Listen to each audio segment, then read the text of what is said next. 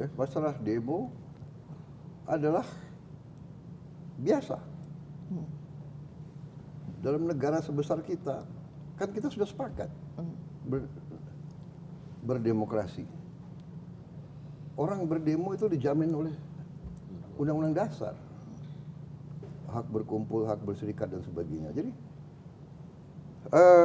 itu menurut saya biasa. Kalau ada abusive,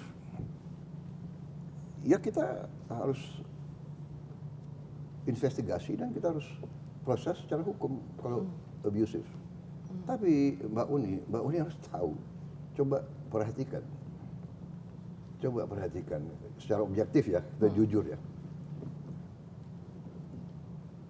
Apakah demo-demo itu murni atau ada yang bayar? Harus objektif dong. Iya kan? Pertama, ada demo melawan efisiensi. Demo katanya dana pendidikan akan dikurangi. Demo, jadi harus objektif. Kita bukan anak kecil, Mbak Uni, ya kan? Kita hormati hak untuk berdemo, asal demonya damai, tidak mau menyulut kerusuhan. Nah, kalau bakar-bakar ban itu bukan damai. Dan kenapa abusive? Kita punya pengalaman. Saya mantan petugas keamanan juga. Kadang-kadang petugas dilempar plastik kencing. Kadang-kadang petugas dilempar plastik isinya kotoran manusia. Ya. Jadi selalu dalam pengelolaan suatu negara kita waspada. Apakah ada kelompok-kelompok atau kekuatan-kekuatan asing yang ingin adu domba? Ini berlaku lazim. Data-data keluar sekarang. Pemerintah Trump membubarkan USAID. Dan di situ ketemu bukti-bukti bahwa USAID membiayai banyak LSM di mana-mana. Bahkan ini kan keluar semua. It's public knowledge, Mbak Uni. Yeah. Jadi saya mengajak kita berpikir dengan jernih, ya kan? Demo itu hak, tapi juga kalau demo dibuat untuk menimbulkan kekacauan dan kerusuhan, ini menurut saya adalah melawan kepentingan nasional dan melawan kepentingan rakyat. Demo kenapa? Bisa di London, di Amerika, di mana demo nggak usah merusak pagar, nggak usah merusak stasiun bis, terminal bis. Ini kan uang rakyat. Boleh demo di kampus, tapi jangan merusak fakultas. Ini uang rakyat. Ya, jadi dan Mbak Uni perhatikan nggak? Petugas-petugas polisi kita sekarang tidak bersenjata. Ya, jadi masalah abusive oke, catat. Tapi dalam Mbak Uni sendiri mengatakan berapa ratus demonstrasi, berapa kasus abusive. Ya, jadi saya paham dan saya tahu setiap institusi ada yang tidak beres. Ya, organisasi yang besar, ya kan, pasti ada yang namanya manusia, namanya kadang-kadang anak muda, emosi, panas dan sebagainya. Tapi tidak ada niat dari pemerintah untuk menekan, nggak ada. Untuk apa? Kita mau kerja untuk rakyat. Begitu ya, Mbak Uni. Soal kenapa kok RUU TNI ini begitu dipercepat? RUU TNI dipercepat karena kita mengalami suatu fenomena dalam beberapa tahun itu. Ya. Panglima TNI 1 tahun ganti. Kasat 1 tahun ganti karena usianya habis. Waktu dia untuk kariernya begitu mau dipakai usia habis.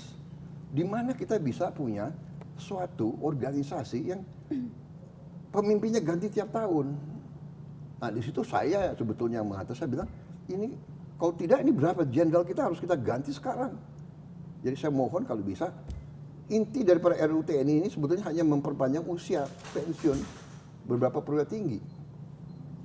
Gak ada niat TNI mau difungsi lagi, come on, ya kan?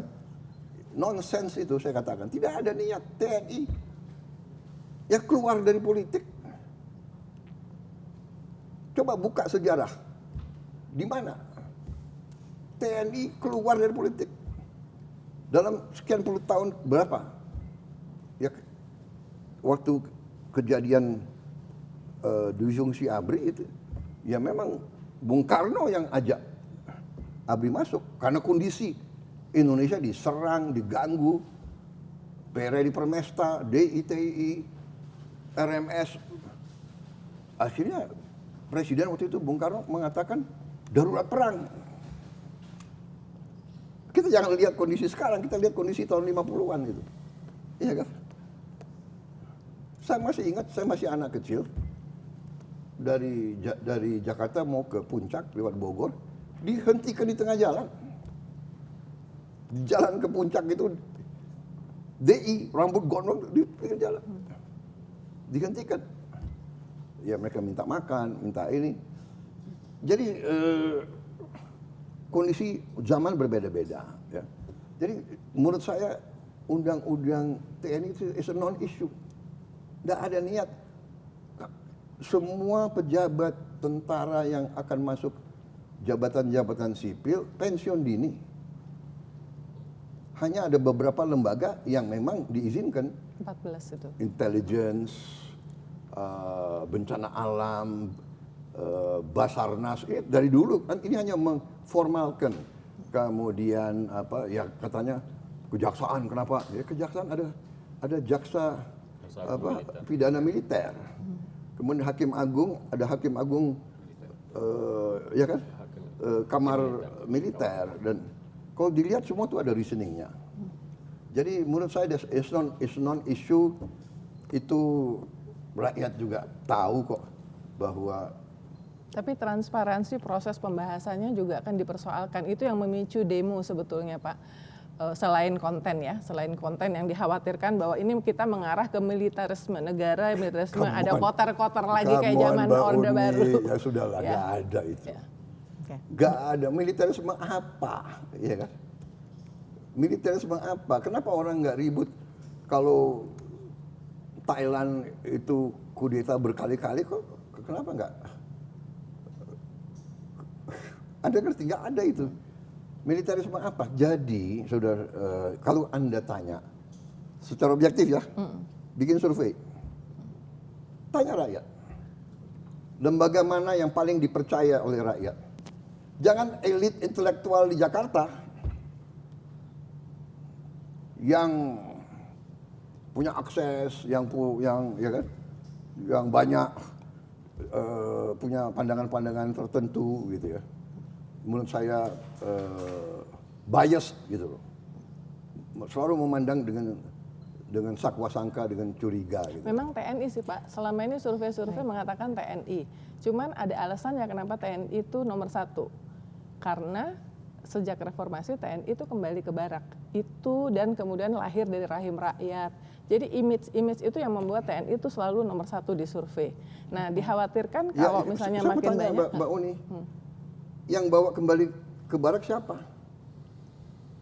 Saya mau tanya. Reformasi. Yang bawa kembali TNI ke barak itu siapa? Pemimpin TNI sendiri. Ya. Ya. Okay. Kita sadar waktu itu, Pak Wiranto, Pak Yudhoyono, ya kan, Agus Wiradikusuma, termasuk saya yang dorong. Saya pertama di dalam TNI yang mengatakan civilian supremacy.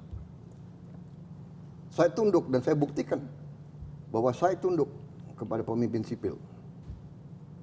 Saya diberhentikan oleh Pak Habibie, siap. Pada saya pegang pasukan terbanyak. Jadi jangan salah. Jangan selalu pakai narasi yang selalu, ya kan? Menurut saya kita objektif, rakyat itu masih percaya sama TNI. Iya, baik. Karena apa? Tidak hanya itu. Kalau ada bencana alam, siapa yang pertama kali? TNI. Kalau ada ribuan orang mayat waktu di Aceh, siapa yang angkat? Jadi kita harus objektif yang benar. Siapa yang jaga republik ini? Malam Natal, tahun baru, ya kan? Lebaran, mudik, TNI, Polri, banyak ada kekurangan. Ada unsur-unsur yang, ya semua lembaga kita Ya. ada hal-hal yang tidak baik. Ini tanggung jawab kita bersama, mari kita perbaiki. Saya tegas terus di TNI, di Polri. Bereskan, bersihkan diri kalian. Baik. Sebelum nanti saya ambil tindakan atas nama sebagai mandataris rakyat. Ya. Baik, terima kasih Bapak, terima kasih. Saya Ihsan Sitorus. Saksikan program-program Kompas TV melalui siaran digital, pay TV, dan media streaming lainnya. Kompas TV, independen, terpercaya.